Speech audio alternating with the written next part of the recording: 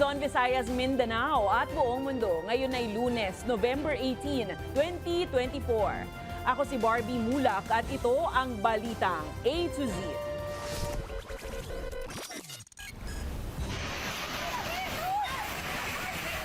Super Typhoon Pepito, pinakamalakas na bagyong nanalasa sa Catanduanes ngayong taon.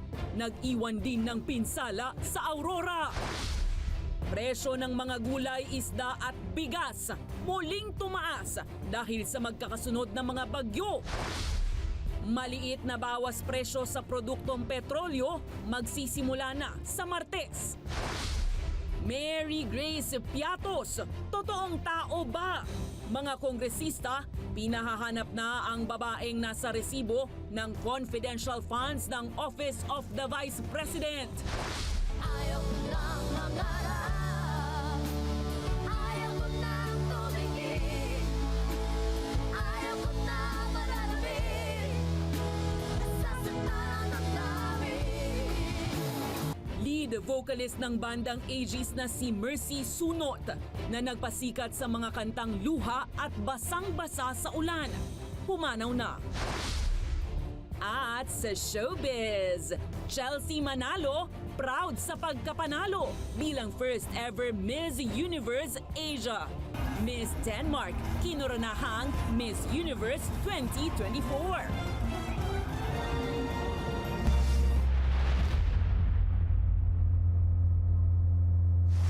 Magandang gabi, pambungad sa ating newscast. Matinding pinsala ang iniwan ng Super Typhoon Pepito na naglandfall sa Panganiban, Catanduanes at Dipakulaw, Aurora nitong weekend. Gayunpaman, nagsisimula nang dumating ang mga ayuda para sa mga biktima ng bagyo, lalo na sa mga nasa evacuation center. May balitang A to Z, si Naomi Almohano.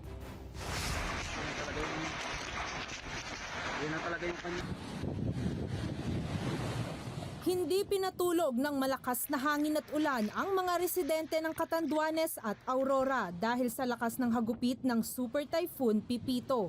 Sa dalawang probinsya kasi na ito naglandfall ang bagyo. Sa videong ito, kitang napayakap na lang ang dalawang alis sa isa't isa habang binabayo ng hangin ang malalaking puno. Ang mga kable ng kuryente at poste sa paligid hindi rin sinanto ni Pepito. Binayo rin ng matataas na alon na nagresulta sa gatuhod na baha ang barangay Santa Cruz, Virac, Catanduanes. Nakakapangilabot na pagsipol naman ng hangin na sinamahan pa ng ulan ang naranasan ng mga taga-Dinalungan, Aurora. Nang hinayang naman ang mga taga-Bagabag, Nueva Vizcaya nang anuri ng baha ang kanilang mga alagang baka dahil sa pagtaas ng tubig sa Magat River. Matapos ang hagupit ng bagyo, bumungad sa mga residente ng Catanduanes at Aurora ang wasak na mga bahay, nabuwal na mga puno at natumbang mga poste ng kuryente. Sa bayan ng Viga, Catanduanes, nagkalat ang mga nabuwal na sanga ng mga puno at mga yero. Ang iba halos wala ng matirhan. Habang makapal na putik at mga tumumbang poste naman ang nagpalala sa transportasyon sa Bato, Catanduanes. Aminado si Governor Joseph Cua na ito ang pinakamalakas na bagyong tumama sa Catanduanes ngayong taon. Kaya nananawagan siya ng tulong para sa mga residenteng naapektuhan. Sa ngayon po, wala kaming kuryente. Pero yung nagsimula kami ng clearing ng kalsada going to north kasi doon ang tinamaan na masyado. Talagang ang kailangan natin is tulong sa mga hardware materials like yero, plywood. Samantala, patuloy naman na ang pagdating ng mga ayuda tulad ng food packs at hygiene kits para sa mga nasalanta. Sa kabila ng lahat ng ito, pinasalamatan ni Pangulong Ferdinand Marcos Jr. ang mga responder, rescuer at kawani ng gobyerno sa kanilang serbisyo sa kasagsagan ng bagyo. Nanawagan naman ang Pangulo sa publiko na alalahanin ang lahat ng mga biktima ngayong Kapaskuhan, lalo't marami pa rin ang lubog sa baha at nananatili sa mga evacuation center. So, but now, we will now carry on with the rescue of those isolated areas and the continuing relief for those who have been displaced and have no means to prepare their own meals and no water supplies. Para sa Balitang A to Z, Naomi Almohano. Nagpaabot ng karagdagang $1 milyong na tulong ang United States para sa lahat ng mga naging biktima ng 6 na malalaking bagyo na tumama sa bansa. Ibinalita ito ni U.S. Defense Secretary Lloyd Austin kasabay ng kanyang pagbisita kay Pangulong Ferdinand Marcos Jr. sa Malacanang. Nagpabatid si Austin ng pakikiramay sa mga nasalanta at nagpasalamat sa lahat ng naging bahagi ng relief operations. Ayon kay Austin, nais ng Amerika na mapabilis ang paghatid ng karagdagang tulong matapos ang kalamidad. Pinuri naman niya ang pagsasakatuparan ng plano ni Marcos para sa paglalagay ng relief supplies sa EDCA sites nang sa gayon ay mapabilis ang pag-abot ng tulong sa mga komunidad.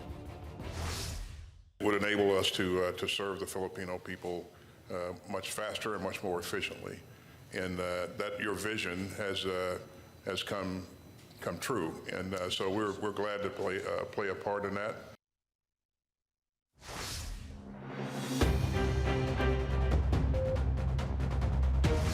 Muling tumaas ang presyo ng mga gulay at isda dahil sa pananalasa ng magkakasunod na bagyo. Gayun din ang presyo ng bigas.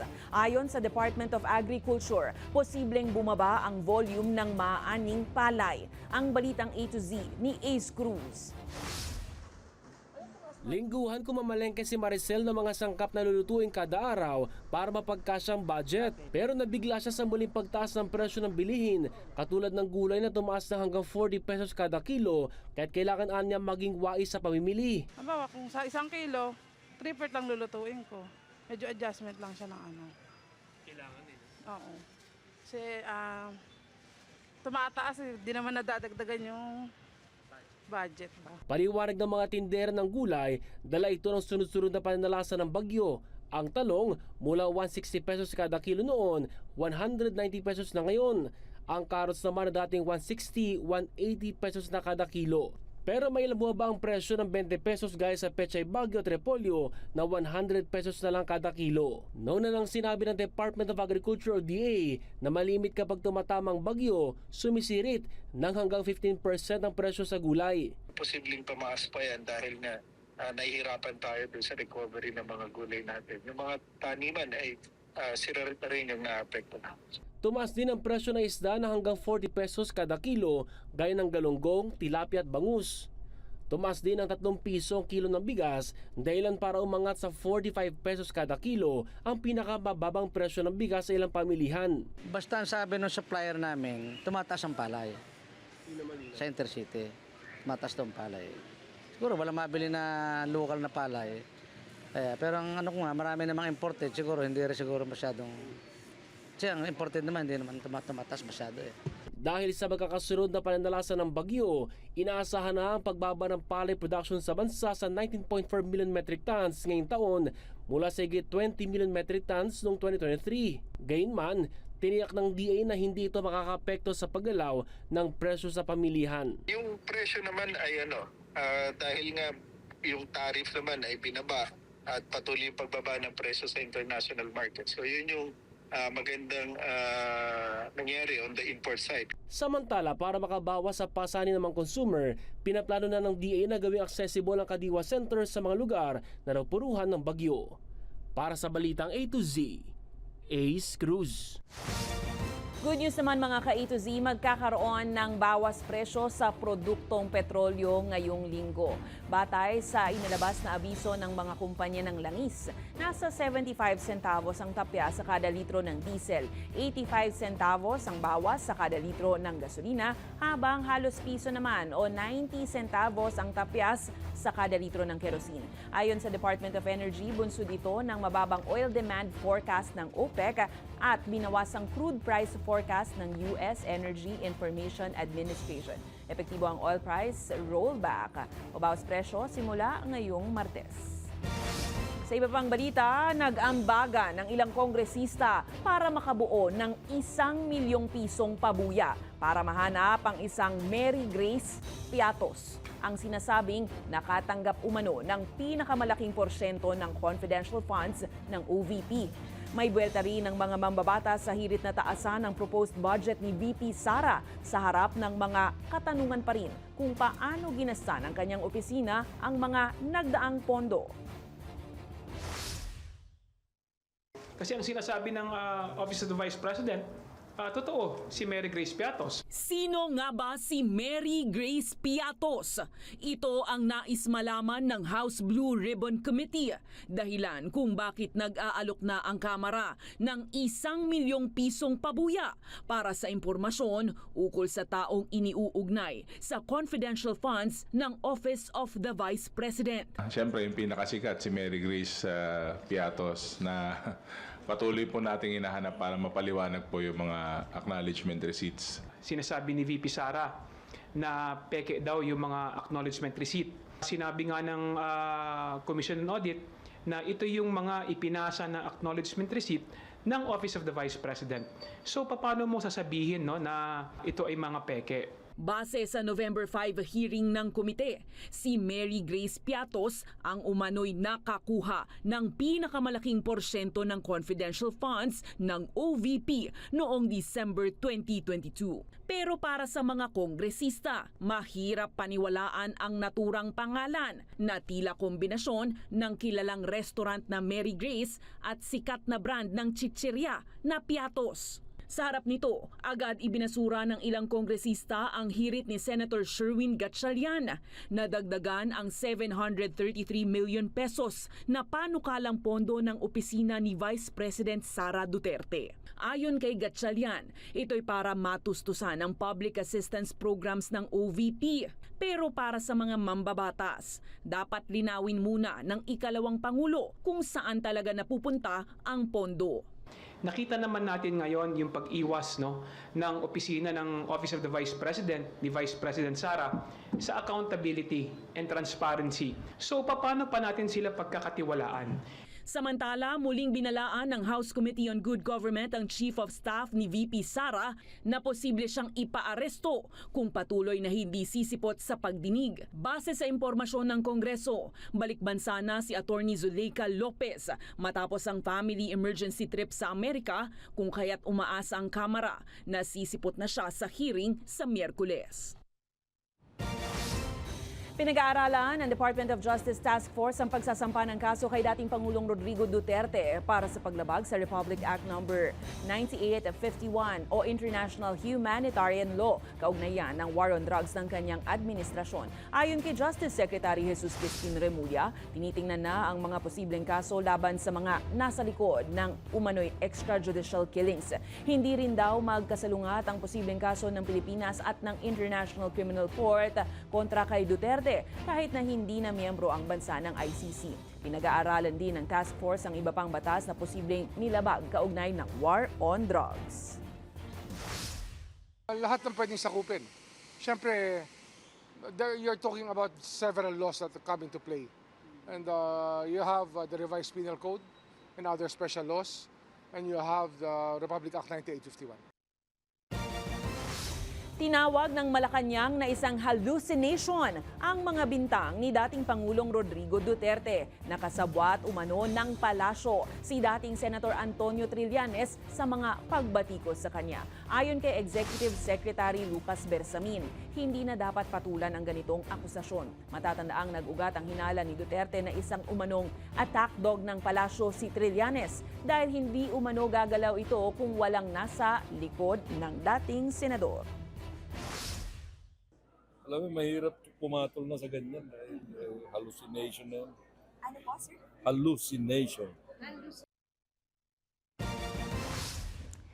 Samantala, isang malungkot na balita naman sa mundo ng musika. Pumanaw na ang isa sa mga bokalista ng bandang Aegis na si Mercy Sunot. Inanunsyo ito ng kanyang banda nitong Lunes na ikinabigla at ikinalungkot ng Philippine music industry, maging ng kanyang mga tagahanga. Sa inilabas na pahayag ng Aegis, sinabi nitong matagal nang nakikipaglaban sa sakit na cancer si Mercy. Anila, naging simbolo ng pag-asa at kaligayahan sa maraming tagahanga ang boses ni Mercy na magpapatuloy sa mga alaala ng mga nakikinig sa kanyang mga awitin.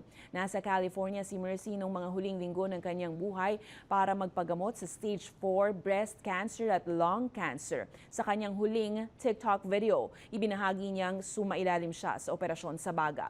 Kilalang-kilala ang Aegis sa mga hit songs tulad ng Halik, Basang-basa sa ulan at Luha. Ang boses ni Mercy kasama ng kanyang mga kapatid na sina Juliet at Chris Sunot ay nagbigay daan sa tagumpay ng banda sa industriya. Ang pakikiramay po mula dito sa Balitang A to Z.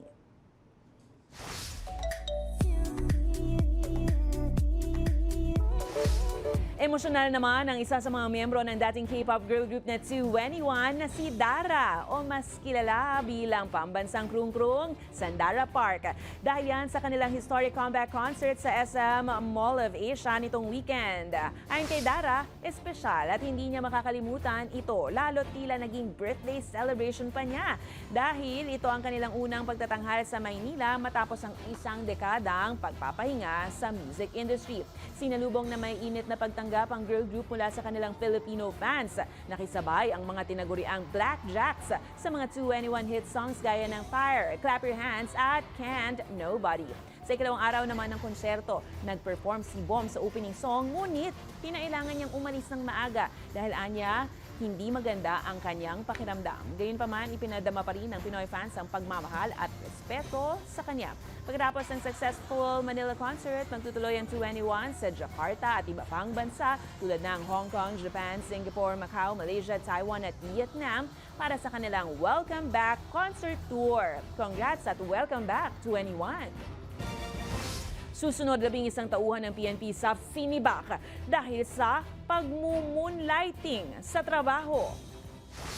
At nakatakdang Grand Beaniverse concert nitong November 17, inilipat ng bagong petsa dahil sa bagyong Pepito. Abangan ang kumpletong ulat sa pagbabalik ng Balitang A to Z.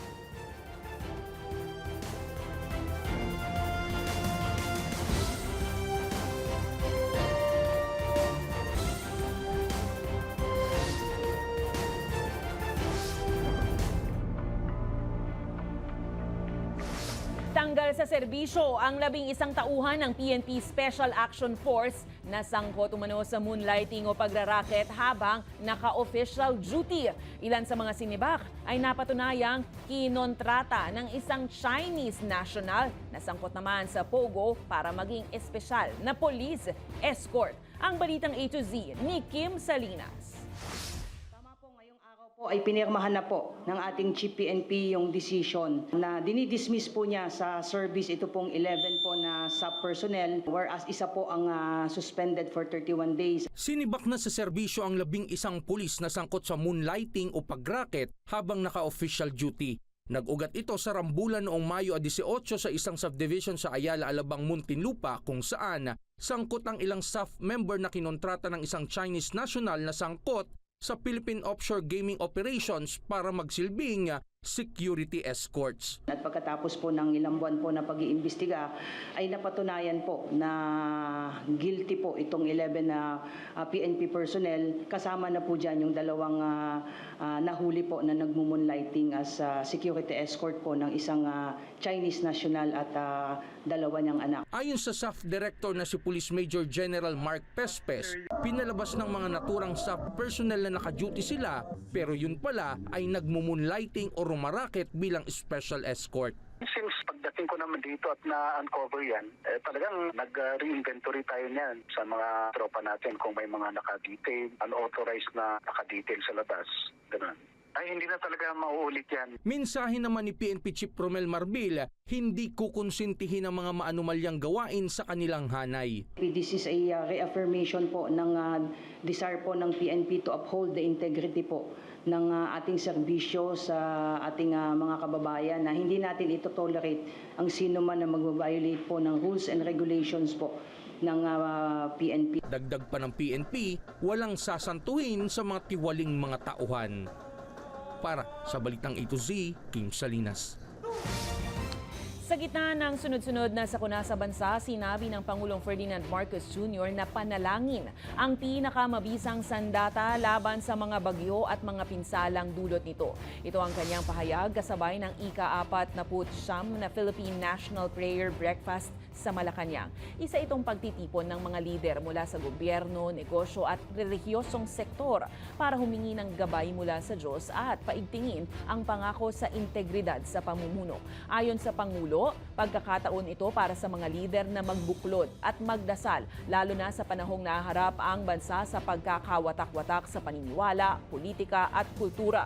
Pinaalalahanan din niya ang mga lider na ang panalangin ay nagpapaalala sa responsibilidad na pamumuno na nakaangkla sa mas mataas na pamantayan. The mission of the PNPB to inspire leaders to embrace prayer, reflect on God's word, and lead with integrity is a reminder that leadership demands accountability to a greater, much higher standard. Let us ensure that in every decision, in every action, the spirit of love, mercy, and humility is present.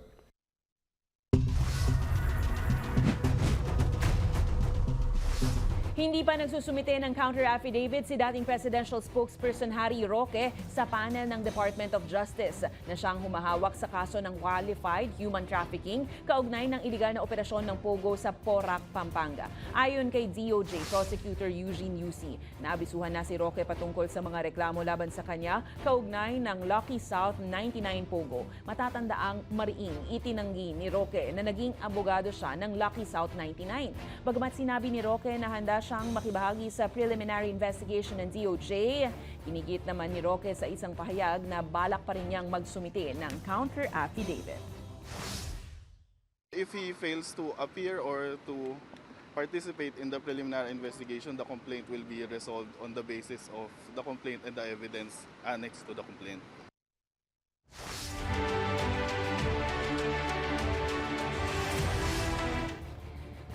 Bagamat isa ang San Juan sa mga pinakamaliit na lungsod sa Kamaynilaan, hindi nakaligtas sa atensyon ni Senate President Pro Tempore Jinggoy Estrada ang biglaang paglobo ng bilang ng mga botante sa naturang lungsod. Ayon kay Estrada, tumaas ang bilang ng mga botante sa San Juan ng 32% mula 2016, samantalang hindi man lang umabot sa 16% ang ibang lungsod. Sa isang plenary session kung saan tinalakay ang budget ng COMELEC, sinabi ng senador na tila may irregularidad dito.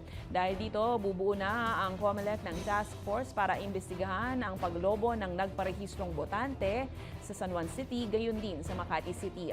Ayon naman kay Senate President Francis Cheese Escudero, iniimbestigahan ng komisyon ng iba pang lugar na may ganitong pattern tulad na lang sa Cabanatuan, Cagayan de Oro at Tawi-Tawi. Kung sino man ang sabihin ni mayor namin doon, yun lang ang boboto nila. Wala nang pagkakataon dahil meron sila 30,000 flying voters. O ito pa. Mr. President, I have here talaga. Anyway, Mr. President, I have here a copy of the COC of one candidate for councilor in San Juan. Unit A and Domingo. Unit A and Domingo. Napakahaba po ng kalye na and Domingo. Walang building, walang number. Walang building, walang numero. Walang building, walang numero. Masaya siya. Ano magagawin natin dito? Nakatira rin po ako sa San Juan. Kahaba-haba ng kalsadang yan. Hindi taga San Juan ito. Basketball player. Well, I do not have anything against basketball players as long as they are legitimate residents of San Juan. Pinununan ng basketball player yung sangguniang panlunsod sa San Juan. Sa iba pang balita, paano nga ba pagtatagpuin ang creativity o pagkamalikhain ng tao habang sinasabayan ng mga makabagong teknolohiya tulad ng artificial intelligence? Yan ang isa sa mga tampok na paksa sa katatapos ng Marketing Wars 6.0 and Beyond Conference ng Philippine Marketing Association. Ayon sa PMA, napakabilis ng evolusyon ng AI at modernong teknolohiya.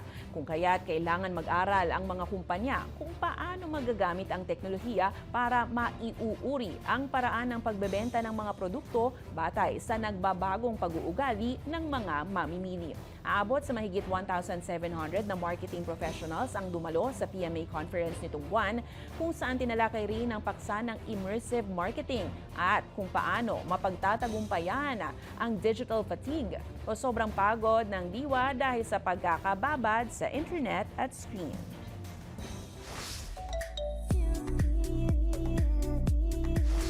Isa ka rin rin ba sa mga nag-abang? Hindi nga inasahan ang pagpasok ng Super Typhoon Pepito sa bansa at ang naging epekto nito sa maraming lugar. Kaya naman inilipat na bukas, araw ng Martes, November 19, ang nakatakdasan ng Grand Universe Concert nitong Linggo, November 17 sa Araneta Coliseum. Ayon sa Star Music, inilipat ang konsyerto para matiyak ang kaligtasan ng lahat. Kaya naman ulitin po namin, valid na valid po sa bagong petsa na November 19 ang mga tiket para noong November 17. At para naman sa mga hindi na makakapunta sa bagong araw, maaaring makipag-ugnayan sa TicketNet para sa refund. Samantala, maaari ring gamitin sa November 19 ang mga I-1 TFC passes para sa November 17. Habang natuloy naman po ang konserto nitong Sabado, November 16 at ngayong gabi, November 18. Sa kabila nito, magkakaroon ng donasyon para sa ABS-CBN Foundation para matulungan ang mga naapektuhan ng bagyo.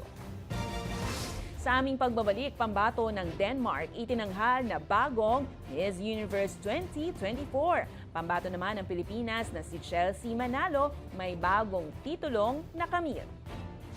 Manatiling nakatutok, kayo ay nanonood ng Balitang A to Z.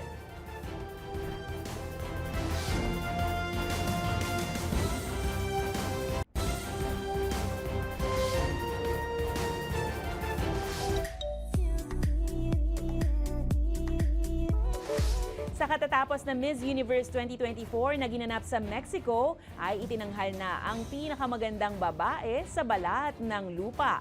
Habang sa kauna-unahang pagkakataon naman, may bagong titulong natanggap ang pambato ng Pilipinas sa Miss Universe na si Chelsea Manalo. Makichika sa Balitang A to Z Showbiz ni Lane Garcia.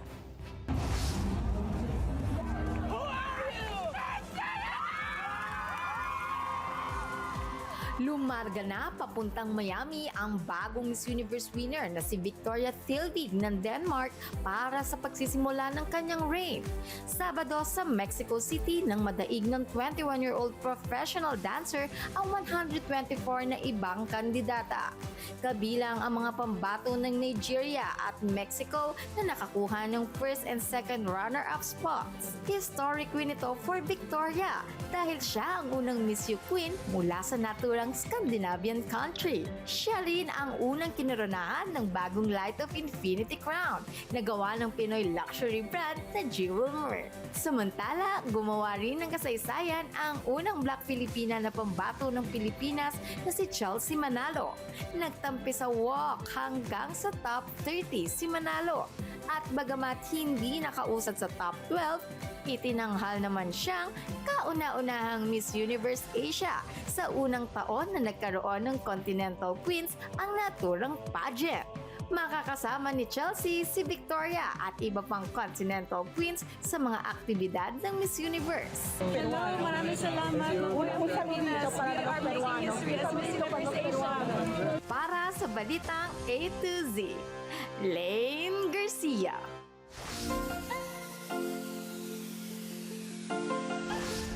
Gaano ka ba ka-fanatic sa katatapos lang ng comeback concert ng grupong 2NE1 dito sa Pinas? May isang hindi nagpapigil para ma-achieve ang look ng idol na si Dara Park. Pero ano kaya ang naging problema niya? Bakit hindi agad nakasakay ng kotse? Panoorin. Parang Marikina. No camera, please. Dara pa picture. Kaya mo yan.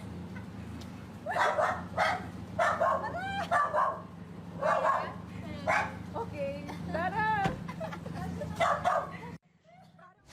Achieve naman ang Dara look. Kung kayo ay may kwentong kakaiba, mga kwento ng pag-ibig o storya ng inspirasyon at pag-asa, maaari nyo itong ibahagi, sumali sa ating Facebook group na Balitang A to Z, panoorin ng replay ng ating programa at sundan ang ating social media pages, hanapin ang Balitang A to Z. Ang ating pabaong quote of the night ngayong Lunes ay mula sa award-winning singer-songwriter na si Taylor Swift. Ayon kay Tay-Tay, maging mabuti sa ibang tao, anuman ang mangyari sa buhay. Isang kahanga-hangang pamana ang pagiging mabuti sa kapwa.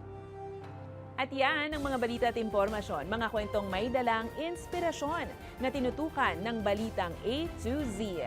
Simulan nang magpasikat sa kapitbahay o kakilala sa pamamagitan ng paglalagay ng Christmas lights at mga dekorasyong pamasko sa harap ng bahay. Magmadali na, may 37 days na lang bago ang Pasko. Ako po si Barbie Mulak, maging maalam, makialam. Magandang gabi sa iyo, Pilipinas.